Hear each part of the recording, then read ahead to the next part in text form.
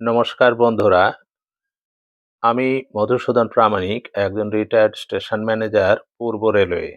আজ থেকে শুরু করছি আমার ট্রাভেল অডিও ব্লগ, যেখানে থাকবে ভ্রমণের গল্প, অভিজ্ঞতা আর রেলের অজানা কিছু কথা। আজ আমি বলবো ট্রেনে ভ্রমণের সেই অনুভূতির কথা, যা শুধু একজন যাত্রী নয়, একজন রেলকর্মী হিসেবেও আমি বহু বছর ধরে দেখেছি।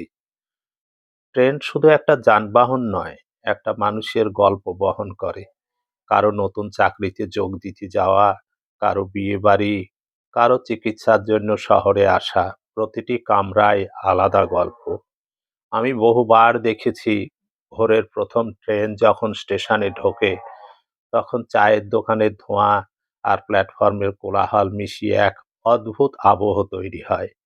স্টেশনের ঘোষণার শব্দ, হুইসেলের আওয়াজ, এইসব মিলিয়ে যেন এক জীবন্ত জগৎ। রেলের জানালা দিয়ে গ্রাম, নদী, মাঠ, শহর সব যেন এক চলমান সিনেমা। এই সৌন্দর্য আমরা অনেক সময় খেয়ালই করি না।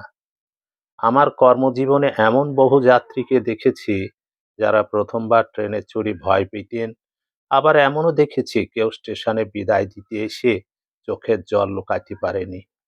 রেল শুধু দূরত্ব কমায় না, মানুষের মনকেও কাছাকাছি আনে। আপনারা যদি এমন আরো ভ্রমণের গল্প শুনতে চান, তাহলে এই অডিও ব্লগটি শেয়ার করুন। পরের পর্বে আমি বলবো একটি ছোট্ট স্টেশনের বড় গল্প। ধন্যবাদ। আবার দেখা হবে।